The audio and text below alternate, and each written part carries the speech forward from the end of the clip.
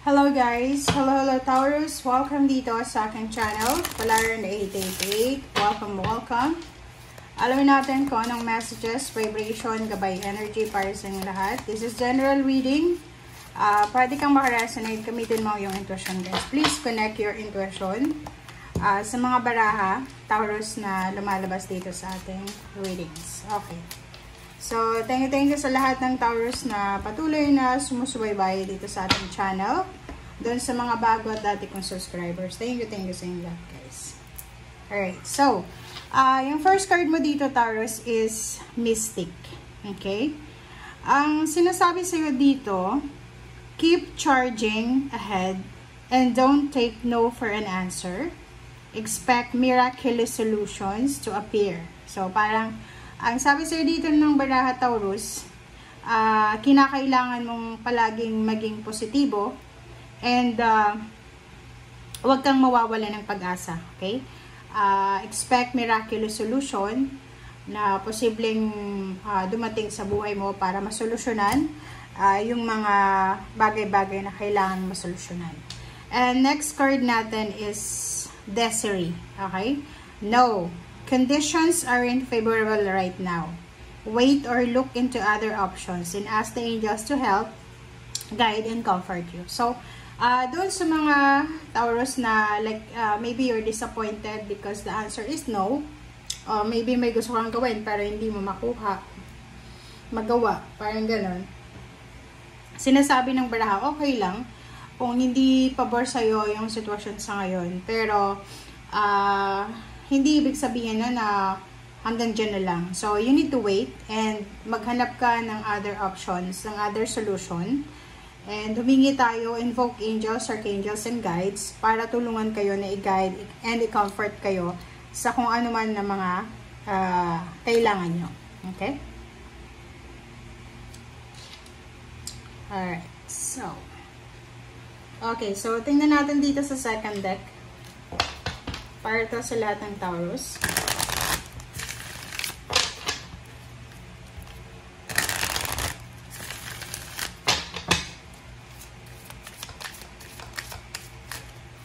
Alright. So, passion and pleasure. Next is begin now. Meron ditong mga Taurus. Maybe yung iba disappointed. Maybe yung iba yung answer is no. Or may rejections. But, yung iba naman sa inyo dito, sinasabi ng barahan na kahit na hindi sigurado, kahit na disappointed ka, kahit na walang nangyayari, you need to enjoy your life. Okay? You need to be passionate, enjoy your life, and if given a chance na magkaroon ka ng pagkakataon para makapagsimula ulit, begin. Okay? Take your first step. Parang ganon. So, sinasabi ng baraha dyan sa'yo, Taurus, na hindi rason yung rejections, hindi rason yung hang-ups or delays or postponement sa mga bagay-bagay na gusto mong gawin sa buhay mo. Okay?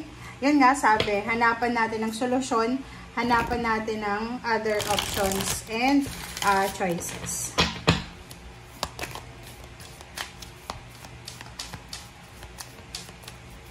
Alright, para to sa lahat ng Taurus.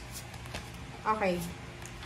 Willpower and dreams. So, yun. Sinasabi ng baraha mo dito, Taurus, na kailangan mo ng confidence, kailangan mo ng determination, motivation, kailangan mong maging masipag, maging persistent, assertive sa kung ano man na pangarap mo sa buhay. Kumbaga, gano'n naman talaga, hindi ibig sabihin na maraming delays, hindi pa dumarating. Ibig sabihin, hindi na darating.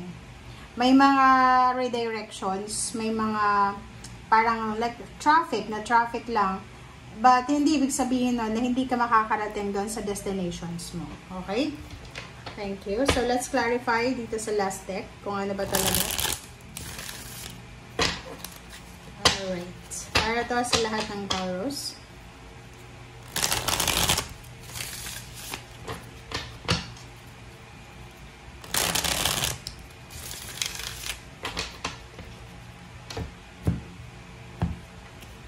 Alright, pasensya na.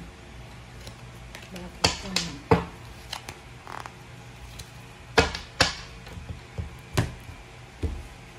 Okay, Taurus. First card mo dito is 8 of Cups. And next card natin is the Lovers. The Moon. And 3 of Pentacles. So, sa ilalim dito is King of Swords. So, yung direction nito. Okay? So, this one is resonated dito sa mga naunang baraha. Sinasabi ng baraha sa iyo, Taurus, na ano man ang direksyon na gusto mong tahakin, ano man ang direksyon na gusto mong puntahan, or ano man ang plano mo sa buhay, sinasabi ng baraha na huwag kang panghinaan ng loob, huwag kang mawala ng pag-asa.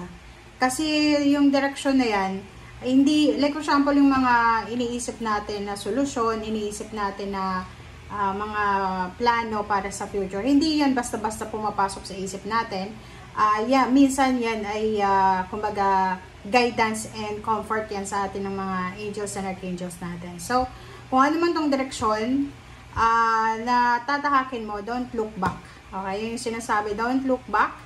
And 8 of Cups and the Lovers, sinasabi ng baraha na kung heartbroken ka, single ka, sinasabi ng baraha sa'yo na kung saan ka man papunta, possible na makatagpo ka ng relationship na umabot pa siya sa kasal.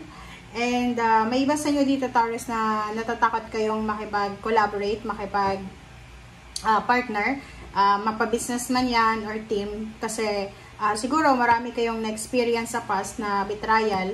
But dito sa barahang to, sinasabi ng barahan na take risk, okay?